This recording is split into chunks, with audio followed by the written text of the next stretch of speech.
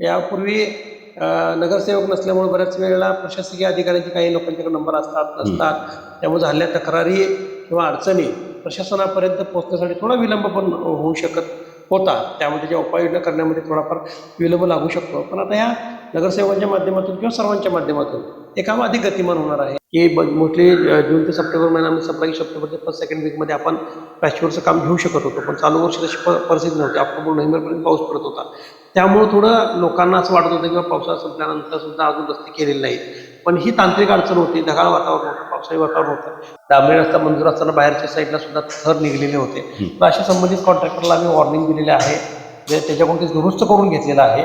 आणि असं जर का परत झालं तर त्याला ब्लॅकलिस्ट करणे किंवा दंडात्मक कारवाई करण्यासंदर्भात आम्ही कारवाई केलेली आहे. 3 वर्षाच्या कालावधीमध्ये रस्ता खराब झाला तर संबंधित कॉन्ट्रॅक्टरकडून मोफत, कुठलाही मोबदला न देता महानगरपालिकेला आपण ते दुरुस्त करून द्यायचे आहे. त्यामुळे लोकहिताचे निर्णय घेत असताना, लोकांच्या हिताचे निर्णय, शहराच्या विकासासाठी किंवा हिताचे निर्णय घेत असताना नक्कीच प्रशासन आणि लोकप्रतिनिधी हे एकाच म्हणजे बाजूला असणार आहे. शेवटी बघण्याचा दृष्टिकोन असा असतो, बऱ्याच जणांना असं वाटतं की लोकप्रतिनिधी वर्सेस प्रशासन. तर अशी वस्तुस्थिती नसते. आपल्याला कायदा जर का वाचला तर एकमेकांना सोबत घेऊन जायचं. एका गाडीची 2 चाकं जशी असतात तसं सोबत घेऊन जायचं आहे. प्रशासन काळाला आपण 10 पैकी किती मार्क्स आहे? प्रशासन कालावधीमध्ये 10 पैकी मी तर 10 मार्क 10 पैकी 10 देणार नाही, पण 8 मार्क्स तरी द्यायला पाहिजे. भारतीय लोकशाहीमध्ये प्रशासन आणि लोकप्रतिनिधी या दोघांनाही गाडीची 2 चाकं मांडली जातात. गेल्या काही दिवसांपासून महानगरपालिकेच्या निवडणुका झाल्या नाहीत, परंतु त्या आता निवडणुका संपन्न झाल्यात. लोकनियुक्त प्रतिनिधी आता सभागृहामध्ये येतील, नागरिकांच्या प्रश्नावरती तावातावाने आपले प्रश्न मांडतील, जे वचनं दिलीत, जाहीरनामे दिलेत ते काम करण्यासाठी तत्परता दाखवतील. परंतु गेल्या काही वर्षामध्ये प्रशासक राज देखील नागरिकांनी पाहिलेला आहे. तर या प्रशासक काळामध्ये कशा पद्धतीनं प्रशासनानं नागरिकांचे प्रश्न सोडवलेत, कशा पद्धतीनं त्यांच्या समोरची आव्हानं होती, आता ही सगळ्या गोष्टी लोकनियुक्त असणाऱ्या या प्रतिनिधींना आता हँडओव्हर करतील, प्रदान करतील. तर या सगळ्यांचा दुवा म्हणजे प्रशासक आहेत. तर याच निमित्तानं आपल्यासोबत कोल्हापूर महानगरपालिकेचे अतिरिक्त आयुक्त रविकांत अडसूळ आहेत. आपण त्यांच्याशी या सर्व प्रश्नांवरती थेट संवाद साधूया. रविकांतजी नमस्कार. नमस्ते. खरं म्हणजे प्रशासन काळ बघितला आपण जवळून आणि काही दिवसांपूर्वी निवडणुका पार पडल्या. एका नवीन पर्वामध्ये आपण स्थित्यंतर होत आहोत. कसं बघताय प्रशासनाचा काळ? ॲक्च्युली लोकशाहीमध्ये आपल्याला त्रिस्तरीय रचना करण्यात आलेली आहे. जसं ग्रामीण भागामध्ये जिल्हा परिषद, पंचायत समिती, ग्रामीण आणि ग्रामपंचायत, तसंच महानगरपालिका, नगरपरिषदा स्थापन झालेल्या आहेत. ॲक्च्युली विकेंद्रित पद्धतीनं प्रशासन चालावं, राज्यकारभार चालावा हा त्याचा मूळ घटनेचा उद्देश होता. पण मागील 5-6 वर्षापासून काही तांत्रिक अडचणीमुळं निवडणुका झालेल्या नव्हत्या. त्यामुळं सर्व महानगरपालिका असेल, जिल्हा परिषद असेल, तर या ठिकाणी प्रशासक राज होतं. म्हणजे प्रशासक नियुक्त करण्यात आलेले होते आणि त्यांच्यामार्फत कामकाज सुरू करण्यात आलेलं होतं. आता शेवटी प्रशासक म्हणून काम करत असताना जरी निर्णय घेणं एका व्यक्तीच्या हातात आलं असलं, तरीसुद्धा आपल्या घटनेनं जे काही लोकशाहीमध्ये आपण जे बॉडी अस्तित्वात आहे, लोकांनी निवडून दिलेले लोकप्रतिनिधी ज्या वेळेला सभागृहामध्ये असतात, त्यांच्याकडून घेतले जाणारे निर्णय जे लोकहिताचे निर्णय असतात, तर ते शेवटी अपेक्षित असतात. पण प्रशासक कालावधीमध्ये सुद्धा मग काही सन्माननीय राज्य शासन असेल, पालकमंत्री महोदय असेल किंवा आमदार, खासदार साहेब असेल, यांच्याशी सल्लामसलत करूनच निर्णय घेण्याची प्रक्रिया मागील 5-6 वर्षामध्ये करण्यात आलेली आहे. आणि आता लोकनियुक्त बॉडी आल्यामुळं सर्व निर्णय हे त्यांच्या माध्यमातून होणार आहेत. त्याची अंमलबजावणी करण्याचं काम हे प्रशासनाच्या मार्फत केलं जाणार आहे. पण आता ज्यावेळेला बॉडी आल्यानंतर जी-बीसाठी आपल्याला 1 महिनाभर थांबावं लागत होतं. स्टँडिंगसाठी 1 आठवडाभर थांबावं लागत होतं. तसं प्रशासक कालावधीमध्ये उपसमितीच्या माध्यमातून तो जो टाईम स्पॅन आहे, तर तो कमी असायचा. प्रशासक किंवा एकच व्यक्ती निर्णय घेणार असल्यामुळं तर ते लवकर निर्णय व्हायचे. पण शेवटी ज्या उद्देशानं ही सिस्टीम बनवलेली आहे, तर ती लोकनियुक्त बॉडी आल्यानंतरच खऱ्या अर्थानं हे स्थानिक स्वराज्य संस्थांचं कामकाज आहे, ते गतिमान होणार आहे. सर, सर्वसाधारण प्रशासक राजमध्ये वेगवेगळ्या प्रकारचे प्रश्न सातत्याने चर्चेले गेलेत. आपण एक प्रश्नावरती थोडंसं त्याचा उलगडा करण्याचा प्रयत्न करू. त्यातला प्रामुख्याचा एक प्रश्न राहिला म्हणजे पाणी पुरवठ्याच्या बाबतीमध्ये. तर काय नेमकी परिस्थिती होती आणि आता नेमकी कोणत्या परिस्थितीवरती आपण म्हणजे हे सगळं आता आपण लोकप्रतिनिधींना हँडओव्हर करणार आहोत? ठीक आहे. तर पाणी पुरवठ्याच्या प्रश्नासंदर्भात आपल्याला माहिती आहे, की मागील अर्ध्या वर्षामध्ये वेगवेगळ्या पद्धतीच्या स्कीम महानगरपालिकेमार्फत अंमलबजावणी केलेली आहे. तरीसुद्धा मग महापुराच्या वेळी पाणीपुरवठा खंडित होणे असेल किंवा इतर परिस्थितीमध्ये काही एम-एस-ई-बीचे प्रॉब्लेम्स असतील किंवा काही लिकेजचे इश्यू असतील, तर अशा वेळी अ, काही अडचणी निर्माण झाल्या आहेत. पण प्रशासनानं प्रोएक्टिव्हली त्या अडचणीवर मात करून कमीत कमी वेळामध्ये नागरिकांना चांगल्या पद्धतीच्या सुविधा देण्यासाठी प्रयत्न केलेले आहेत. आता लोकप्रतिनिधी असल्याचा फायदा आहे, की आता 81 नगरसेवकांच्या माध्यमातून नागरिकांचा फर्स्ट कॉन्टॅक्ट पर्सन कोण असेल, काही तक्रार असेल किंवा काही इश्यू झाला, तर ते नगरसेवक असतील. त्या नगरसेवकाच्या माध्यमातून प्रशासनापर्यंत इमिडिएटली ती अडचण किंवा एखादा प्रॉब्लेम कळणार आहे आणि ते सोडवण्यासाठी सुद्धा त्यांच्या मदतीनं प्रशासन सुद्धा काम करणार आहे. यापूर्वी नगरसेवक नसल्यामुळे बऱ्याच वेळेला प्रशासकीय अधिकाऱ्यांची काही लोकांच्याकडे नंबर असतात, नसतात. त्यामुळे झालेल्या तक्रारी किंवा अडचणी प्रशासनापर्यंत पोहोचण्यासाठी थोडा विलंब पण होऊ शकत होता. त्यामुळे त्याच्या उपाययोजना करण्यामध्ये थोडाफार विलंब लागू शकतो. पण आता ह्या नगरसेवकांच्या माध्यमातून किंवा सर्वांच्या माध्यमातून हे काम अधिक गतिमान होणार आहे आणि त्याच्या माध्यमातून ते काम संबंधित कर्मचाऱ्यांच्यावर आमच्या सुपरविजन ठेवून किंवा त्याच्या मागे लागून काम करून घेण्यासाठी सुद्धा ही यंत्रणा कार्यरत असणार आहे. सर, अमृत योजनेच्या बाबतीमध्ये काय सांगाल? म्हणजे कशा पद्धतीने अमृत योजना आणि किती टक्केवारीपर्यंत काम पुढे गेलं असेल? आता अमृत या योजनेचं अमृत 1 आणि अमृत 2चं काम सुद्धा आता अंतिम टप्प्यात आलेलं आहे आणि वितरण व्यवस्था ही पूर्ण झाली आहे. काही टाक्यांचं काम जे काही अंतिम टप्प्यामध्ये आलं होतं, तर ते सुद्धा पूर्ण करण्यासाठी प्रशासनाचे प्रयत्न आहेत. पण काही ठिकाणी थोडे जागेचे इश्यू असतील किंवा इतर स्थानिक काही अडचणी असतील, तर त्याच्या माध्यमातून थोडा डिले झाला होता. पण त्या सर्वच अडचणीवर मात करून आता हे लवकरात लवकर पूर्ण करून घेण्यासंदर्भात प्रशासनाच्या वतीनं कामकाज सुरू आहे. दुसरा प्रश्न महत्वाचा आणि तो म्हणजे कचरा उठावाच्या बाबतीमध्ये. कारण आरोग्याच्या बाबतीमध्ये मथळेच्या मते वर्तमानपत्रामध्ये होते, सातत्यानं त्याच्यावरती चर्चा केली गेली. प्रशासनावरती अनेकदा बोट ठेवलं गेलं नागरिकांच्याकडून. काय नेमकी आव्हानं त्यावेळेस होती आणि आता सध्याच्या परिस्थितीमध्ये कशा पद्धतीने तुम्ही बघताय? आपल्याला माहिती आहे की मागे 5-6 वर्षामध्ये 2021 साली जो पूर झाला होता, त्याच्यानंतर काही लिगसी वेस्ट किंवा गाळ वगैरे बऱ्याच वेळा साठला होता. त्याच्यानंतर त्याच्यावर बायोमायनिंग 1 फेज 1च्या माध्यमातून त्याच्यावर प्रोसेसिंग सुद्धा करून घेतलेली आहे. कचरा संकलन करायचं झालं तर महानगरपालिकेच्या टिप्परच्या माध्यमातून घरोघरी कचरा उठाव केला जातो आणि त्याची प्रोसेसिंग सुद्धा कसबा बावड्याच्या आपल्या झूम प्लांटवर करत आहे. पण बऱ्याच वेळेला अपुरी टिप्पर किंवा कचरा कलेक्शनसाठी असणारी जी व्हेइकल आहेत, ती त्याची संख्या, काही रिपेअर्सला दिलेले असतात, काहींचं लाईफ संपलेलं आहे. म्हणजे असे काही इश्यू झाल्यामुळं आपल्याला काही प्रमाणामध्ये उपनगराच्या भागामध्ये किंवा इतर भागामध्ये 1 दिवस आड सुद्धा आपण टिप्पर दिला होता. त्यामुळे कचऱ्याची प्रॉब्लेम काही अर्थी होते. पण मागील वर्षभरामध्ये जर का आपण बघितलं, तर जवळपास आम्ही सगळे टिप्पर रिपेअर करून घेतलेले आहेत. नवीन सुद्धा टिप्पर घेणे प्रस्तावित केलेलं आहे आणि घरोघरी जाऊन रोजच्या रोज कचरा संकलन होईल, या दृष्टिकोनातून आमचे प्रयत्न आहेत. त्याला दुसरा उपाय म्हणून आम्ही समजा व्हेइकल कमी पडत असतील आणि नागरी भागामध्ये मागणी असेल, तर दुपारी 2 ते रात्री 10 पर्यंत सुद्धा ज्या ठिकाणी आवश्यकता आहे, अपार्टमेंट असेल किंवा उपनगराचा भाग असेल, अशा ठिकाणी सुद्धा टिप्पर देऊन आम्ही कचरा उठाव घरातून करण्याचं नियोजन केलेलं आहे. परंतु त्या काळामध्ये सर सर्वसाधारणपणे टिप्पर चालक जे होते त्यांची आंदोलनं बघायला मिळाली, संप बघायला मिळाले आणि त्यावेळेस त्यांची भूमिका अशी होती की प्रशासनानं मला सहकार्य केलं नाही, काही गोष्टी थकीत राहिल्या. नेमकं त्यावेळची परिस्थिती राहिली ती? आता एक 2-3 वर्षापूर्वी हे प्रॉब्लेम होते. ज्यावेळेला टिप्पर चालकांचा पुरवठा करण्यासाठी एकच कंपनी नेमलेली होती आणि एकाच कंपनीच्या माध्यमातून ते सप्लाय झाल्यामुळं काही पेमेंट द्यायला पुढं-मागं झालं, की ते स्ट्राईक करायचे. मग ते मालकाचे पण ऐकायचे नाही. मग महानगरपालिकेला वेठीस धरून मग वेगवेगळ्या मागण्या करायच्या. टिप्पर बंद पडायचे. असे सगळे बरेच उद्योग त्यावेळेला झालेले आहेत. पण याच्यावर आम्ही सोल्युशन असं काढलं होतं त्यावेळेला, की ड्रायव्हर पुरवठा करण्यामध्ये कुणाचीही मोनोपॉली किंवा एखादी सिंगल कंपनीची किंवा एखाद्या व्हेंडरची मोनोपॉली होऊ नये, म्हणून आम्ही जे टेंडर नवीन काढलं, तर त्याच्यामध्ये आपण 3-4 एजन्सीज नेमलेले आहेत. प्रत्येक 3-4 एजन्सीचं पॅनल केलेलं आहे आणि हे पॅनल करत असताना प्रत्येकाला डिव्हाईड करून दिलं, की तुम्ही 60, तुम्ही 60, तुम्ही 60 एवढे ड्रायव्हर पुरवठा करा. याचा फायदा असा झाला, की एखाद्या कंपनीसोबतचा डिस्प्यूट काही झाला किंवा काही इश्यू झाला, तर सर्व यंत्रणा बंद पडत नाही. आम्हाला इमिडिएटली दुसऱ्या वेंडरकडून तेवढे ड्रायव्हर पुरवठा करून आपल्याला यंत्रणा चालवता येते. त्यामुळे ते प्रॉब्लेम आता राहिलेला नाही. मोनोपॉली कोणाची राहिलेली नाही. त्या दृष्टिकोनातून ती जी अडचण आली होती, त्याच्यावर आम्ही ही उपाययोजना म्हणून पॅनलिंग केलेलं आहे आणि 3-4 एजन्सीच्या माध्यमातून आपल्याला ड्रायव्हर मिळतात. तसा काही सध्या आता इश्यू नाही. भटक्या कुत्र्यांचा प्रश्न नेहमी सातत्यानं चर्चेमध्ये राहिला सर. भटक्या कुत्र्यांच्या संदर्भात हा सेन्सिटिव्ह संवेदनशील मुद्दा आहे. सुप्रीम कोर्टाने सुद्धा आता काही गाईडलाईन्स आलेले आहेत. पण शेवटी त्या कुत्र्यांना आपण मारू शकत नाही. कायद्यानुसार इतर उपाययोजना सुद्धा काही पारंपरिक ज्या होत्या तर त्याप्रमाणे करू शकत नाही.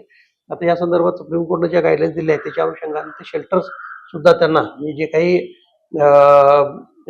कोर्ट असेल, हॉस्पिटल असेल किंवा इतर शैक्षणिक संस्था असेल, अशा ठिकाणी जे काही स्ट्रे डॉग्स आहेत, जे अग्रेसिव्ह कुत्री वगैरे आहेत, भटके कुत्रे, तर ते सगळे पकडून त्या ठिकाणी ठेवण्यासंदर्भात सुद्धा आमच्याकडून नियोजन आता करण्यात आलेलं आहे. आणि येत्या काही दिवसामध्ये सुद्धा अशा अग्रेसिव्ह कुत्र्यांना ठेवण्यासंदर्भात एक शेल्टर किंवा निवारा केंद्र स्थापन होणार आहे, जेणेकरून ज्या त्या भागामधले असे जे डॉग्स आहेत तर त्या ठिकाणी आपण त्यांचा ठेवणार आहोत. एक शेवटचे दोनच मुद्दे आहेत. त्यातला एक सातत्यानं चर्चेमध्ये राहिला तो म्हणजे रस्त्यांचे प्रश्न. अंतर्गत रस्ते आहेत, किती किलोमीटरचे रस्ते आहेत, किती किलोमीटरच्या रस्त्यांचं काम झालंय आणि कशा पद्धतीने हे टप्पे आपल्या प्रशासकच्या काळामध्ये राबवले गेले. आता रस्त्याच्या संदर्भात मागील वर्षाचं उदाहरण देतो की मागील वर्षामध्ये पाऊस लवकर सुरू झाला मे मध्ये आणि बराच वेळ पाऊस चालला. म्हणजे जवळपास 5-6 महिने पाऊस चालला. म्हणजे दिवाळीमध्ये सुद्धा पाऊस होता, अशी परिस्थिती होती. अशा कंडिशनमध्ये ज्यावेळेला रोड रिपेअर्स किंवा पॅचवर्कचं काम आम्ही घेतलं होतं बऱ्याच वेळा, की मोस्टली जून ते सप्टेंबर महिन्यामध्ये संपला की सप्टेंबरच्या फर्स्ट सेकंड वीकमध्ये आपण पॅचवर्कचं काम घेऊ शकत होतो. पण चालू वर्षी तशी परिस्थिती नव्हती. ऑक्टोबर नोव्हेंबरपर्यंत पाऊस पडत होता. त्यामुळे थोडं लोकांना असं वाटत होतं किंवा पावसाळा संपल्यानंतर सुद्धा अजून रस्ते केलेले नाहीत. पण ही तांत्रिक अडचण होती, ढगाळ वातावरण होतं, पावसाळी वातावरण होतं. त्यामुळे ते काम जेवढं व्हायला पाहिजे 2 महिन्यामध्ये तेवढं झालं नाही. पण आम्ही टोटली पाऊस बंद झाल्यानंतर मात्र महानगरपालिकेचा जो काही डांबरी प्लांट आहे, तर तो आम्ही स्वतःचा डेडिकेटेड आम्ही रेंटनं घेतला. जेणेकरून कुठल्याही कॉन्ट्रॅक्टर नेमायची गरज नाही. त्या डांबरी प्लांटमध्ये होणारा जो काही माल आहे, तर तो डायरेक्ट आम्ही येऊन महानगरपालिकेच्या कर्मचाऱ्यांच्या मार्फत स्प्रेड करून जास्तीत जास्त काम आम्ही पॅचवर्कचं मागील 3-4 महिन्यामध्ये केलेलं आहे आणि त्याचे चांगले रिझल्ट्स मिळालेले आहेत. आणि तो डांबरी प्लांट सुद्धा आता सध्या आमचा टेंडर किंवा रेंट अग्रीमेंट चालू आहे. त्यामुळे मोठ्या प्रमाणावर चांगला निधी जर का त्याच्यावर खर्च झाला तर पॅचवर्कचं काम येत्या 1-2 महिन्यामध्ये सगळं पूर्ण होऊन येणाऱ्या पावसाळ्यामध्ये किंवा पुढील काही कालावधीमध्ये याचा काही इश्यू होणार नाही अशी अपेक्षा आहे. तसंच शासनाच्या वतीनं वेगवेगळ्या प्रकारचे फंड मंजूर झालेले आहेत. डीपीडीसी असेल किंवा नागरी मूलभूत मधून फंड मिळाले असेल किंवा केंद्र राज्य शासनाचे फंड असतील, त्याच्या माध्यमातून मोठ्या प्रमाणात आमदार खासदार फंड आहे. मोठ्या प्रमाणामध्ये आपल्याला रस्त्याचा निधी प्राप्त झालेला आहे. ते टेंडर सुद्धा झालेले आहे. आचारसंहितेमुळे थोडे टेंडर डिले झाले होते, पण त्या टेंडरचे वर्कआउट सुद्धा आता झालेले आहे. त्यामुळे पुढच्या 1-2 महिन्यामध्ये मोठ्या प्रमाणावर रस्त्याची कामं झालेलं आपल्याला दिसून येईल. परंतु समाज माध्यमातून मध्ये आम्ही सर बघितलेत की काही जे थर लावलेले होते तर ते थर अक्षरशः निघत होते आणि नकळत प्रशासनाकडे सगळा कारभार असल्यामुळे आपल्याकडे प्रशासनाकडे बोट केलं जायचं. तर अशा पद्धतीचे जे कामामध्ये हलगर्जी केली अशांवरती काही कारवाई आपल्या माध्यमातून झाली का किंवा त्या पद्धतीने काय आश्वस्त आपण केलं का? आता काही ठिकाणी काम करत असताना असे इश्यू झालेले होते की डांबरी रस्ता मंजूर असताना बाहेरच्या साईडला सुद्धा थर निघलेले होते. तर अशा संबंधित कॉन्ट्रॅक्टरला आम्ही वॉर्निंग दिलेले आहे, जे त्याच्याकडून ते दुरुस्त करून घेतलेलं आहे. आणि असं जर का परत झालं तर त्याला ब्लॅकलिस्ट करणे किंवा दंडात्मक कारवाई करण्यासंदर्भात आम्ही कारवाई केलेली आहे.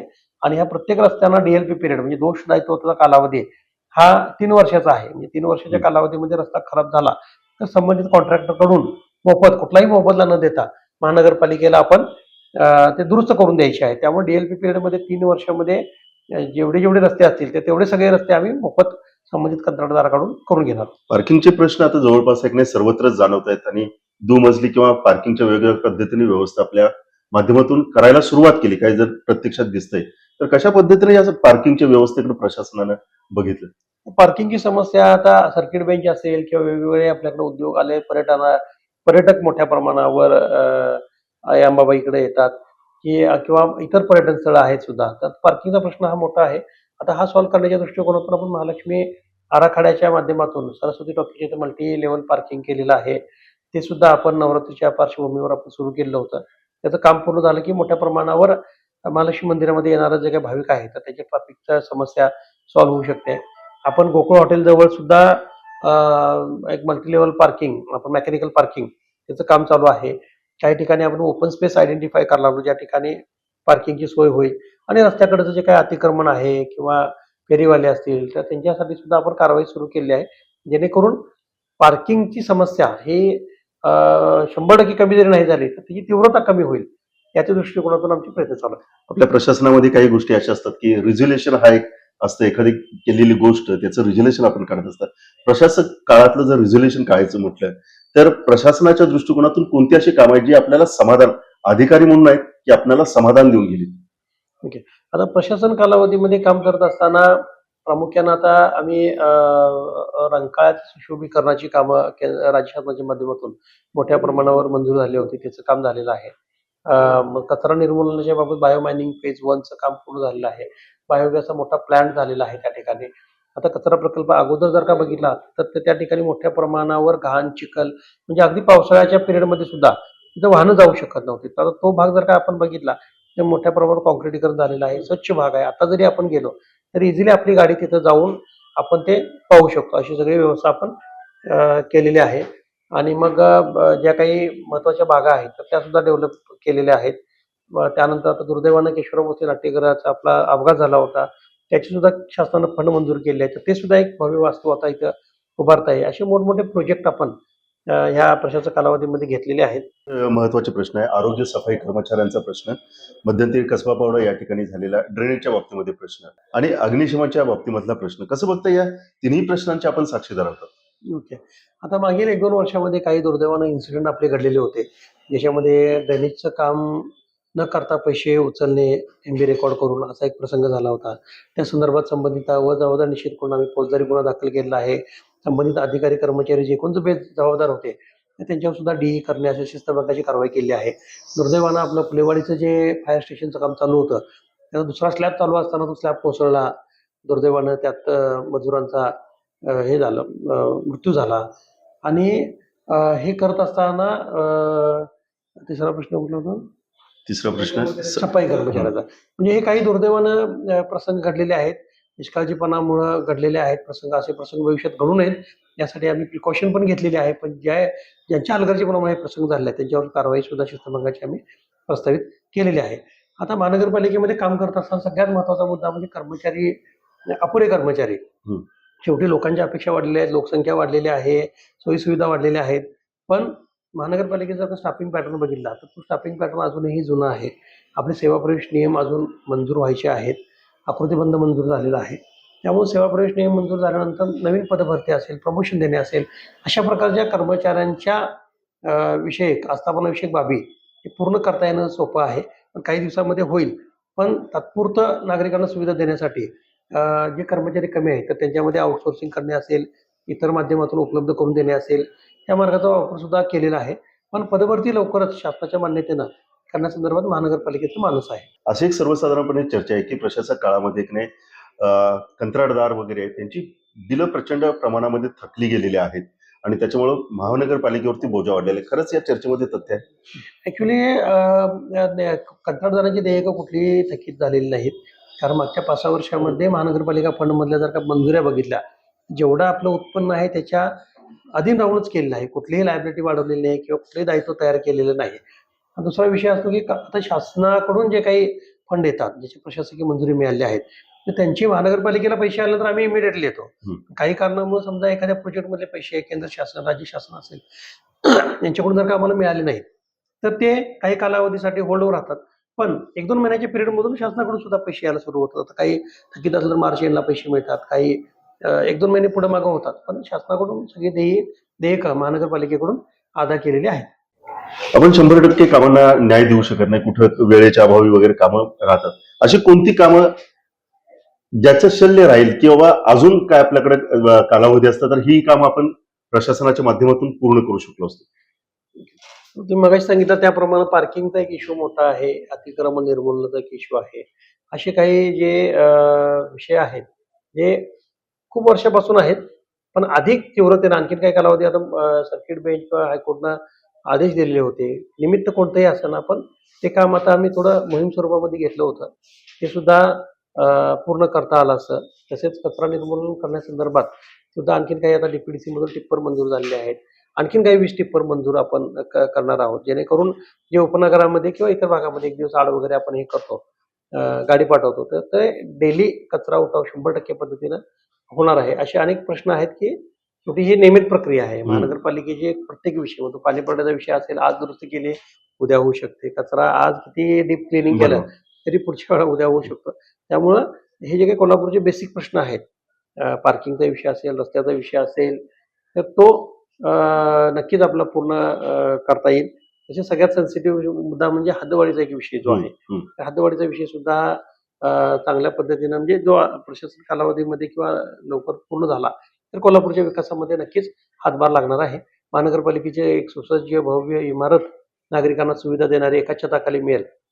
ते सुद्धा आता आपल्याला 5 एकर जागा मंजूर झालेली आहे आणि त्याच्या दृष्टिकोनातून आपण ही सुद्धा इमारत मोठी करण्याच्या संदर्भात सुद्धा एक म्हणजे संधी मिळाली तर ते यथावकाश होऊ शकतं. निधीचा प्रश्न नेहमीच कायम चर्चेमध्ये राहतो. खरं म्हणजे जकातीच्या माध्यमातून निधी उत्पन्न केला जात होता. परंतु जकातीच बंद झाल्यानंतर एक निधींवरती मर्यादा आला. त्याचा परिणाम विकास कामांवरती होतो. तर प्रशासनाच्या काळामध्ये हा निधी कशा पद्धतीने, कारण अलीकडच्या काळामध्ये आम्ही बघतोय की थकबाकींचं प्रमाण प्रचंड वाढलेलं आहे. अनेक ठिकाणच्या वसुल्या अजून स्थगित राहिलेल्या. मग प्रशासनाच्या काळामध्ये सगळा कारभार हातात असताना त्यांना तितकं न्याय का देता आला नाही, अशी सुद्धा चर्चा होती. आता मागील 5 वर्षामध्ये उत्पन्न वाढीसंदर्भात सुद्धा आम्ही बरेच प्रयत्न केले आहेत. शेवटी लोकनियुक्त बॉडी असल्यानंतर किंवा करवाढ करणे याचा निर्णय मोस्टली कोण शक्यतो घेत नाही, कारण हा संवेदनशील विषय असतो. एखादी करवाढ आपण 10% सुचवली तर त्याचा इफेक्ट आपल्याला जवळपास 6 लाख लोकसंख्येवर जाणवतो. त्यामुळे कुठलीही करवाढ न करता उत्पन्न वाढीसाठी प्रयत्न केले होते. त्यामध्ये प्रामुख्यानं आपले जे महानगरपालिकेचे दुकानगाळे होते, हं. तर त्यांची खूप वर्षापासून एक थकबाकीचा विषय मोठा होता. तर त्याच्यामध्ये सुद्धा आपण निर्णय घेऊन राज्य शासनाच्या निर्णयानुसार थकबाकी मोठ्या प्रमाणावर वसूल केले आहे. टाउन प्लॅनिंगचे काही विनापरवाना बांधकाम केलेले आहे, तर त्याच्यावर पेनल्टी लावून त्याची वसूल केली आहे. तसंच घरपाळ्याच्या बाबत ज्या प्रॉपर्टीज अजूनही याला घरपाळा लागू केला नव्हता, त्यासाठी सुद्धा महानगरपालिकेच्या कर्मचाऱ्यांच्या मार्फत सर्व्हे करून अशा ज्या प्रॉपर्टी आहेत, ज्याला आपण अद्याप फाळा लावला नव्हता, हं. अशा सुद्धा प्रॉपर्टीज आपण आपल्या ट्रॅकिंग खाली आणलेल्या आहेत आणि त्याला घरफाळा लावलेला आहे. आणि पाणीपट्टी संदर्भात आपण जे काही बोगस कनेक्शन होते किंवा कमीत कमी खर्च म्हणजे पाणीपुरवठ्याचा खर्च आणि त्याचा वसुली याच्यामध्ये बरीच तफावत होती. हं. तो सुद्धा कमी करण्यासंदर्भात आपण वॉटर ऑडिटच्या माध्यमातून केलेला आहे. त्यामुळे असे उत्पन्न वाढीचे बरेच आम्ही प्रयत्न केलेले आहेत. पण जेवढं अपेक्षित आहे, जेवढे मोठ्या प्रमाणावर जो खर्च वाढतो, कर्मचाऱ्यांचे पगार वाढतात किंवा आता ह्या जे काही महागाईमध्ये जे काही दर वाढतात, तर त्या प्रमाणावर अजून झालेले नाहीत. पण नक्कीच पुढच्या काही कालावधीमध्ये सुद्धा असे प्रयत्न करून उत्पन्न वाढीसाठी सुद्धा प्रयत्न केले जातील. प्रशासन काळाला आपण 10 पैकी किती मार्क्स आहे? प्रशासन कालावधीमध्ये 10 पैकी मी तर 10 मार्क 10 पैकी 10 देणार नाही, पण 8 मार्क तरी द्यायला पाहिजे. अच्छा. एक शेवटचाच प्रश्न सर, की आता एक नाही खऱ्या अर्थानं लोकनियुक्त प्रतिनिधी येथील सभागृह चालू होईल. आपल्या सगळ्यांचे सौंदर्याचे संबंध आहेत. अडसूळ सर म्हटले की नाही सगळ्यांच्या बरोबर, मग विरोधी पक्षातले असतील किंवा सत्ताधारी असतील. आता दोन्ही तसं बघितलं तर पक्षीय बलाबल समसमान आहे. अशा काळामध्ये प्रशासक राज संपूर्ण आता या लोकप्रतिनिधींच्या द्वारे चालवलं जाईल. तर एक तारेवरची कसरत होईल असं वाटतं. नाही, उलट मी मगाशी सांगितल्याप्रमाणे आपल्या घटनेनं किंवा कायद्यानं स्थानिक स्वराज्य संस्था ह्या महत्त्वपूर्ण किती आहेत, लोकप्रतिनिधी किती महत्त्वाचे आहेत, हे सुद्धा ती गरज लक्षात घेता निर्माण केलेले आहेत. त्यामुळं शेवटी लोकहिताचे निर्णय घेत असताना, लोकांच्या हिताचे निर्णय, शहराच्या विकासासाठी किंवा हिताचे निर्णय घेत असताना नक्कीच प्रशासन आणि लोकप्रतिनिधी हे एकाच म्हणजे बाजूला असणार आहे. शेवटी बघण्याचा दृष्टिकोन असा असतो, बऱ्याच जणांना असं वाटतं की लोकप्रतिनिधी वर्सेस हा. प्रशासन. तर अशी वस्तुस्थिती नसते. आपल्याला कायदा जर का वाचला तर एकमेकांना सोबत घेऊन जायचं. एका बरोबर. गाडीची 2 चाकं जशी असतात, तसं सोबत घेऊन जायचं आहे. त्यामध्ये एक चाक जरी थोडंफार डिस्टर्ब असेल तर तो गाडा हाकला जाऊ शकत नाही. त्यामुळं समन्वयानं आम्ही नक्कीच जे काही लोकहिताचे निर्णय असतील, जे नवीन पदाधिकारी आहेत, सगळे सदस्य 81च्या 81 मध्ये विरोधी असो, सत्ताधारी असो, हं. सगळ्यांशी जीबीच्या माध्यमातून, स्टँडिंगच्या माध्यमातून समन्वयानं शहराच्या विकासाच्या दृष्टिकोनातून करणार. शेवटी काही मुद्द्यांच्या मध्ये थोडे क्लॅशेस होत राहणार. हं. ते क्लॅशेस होत जरी झाले तर समन्वयानं सगळ्यांची समजूत काढून आम्ही चांगल्या पद्धतीनं काम होणार आहे. सर, आपल्या व्यस्त वेळेमधनं सुद्धा वेळ देऊन लाईव्ह मराठी संवाद साधला याबद्दल मी आपल्या मनापासून आभार मानतो. थँक्यू.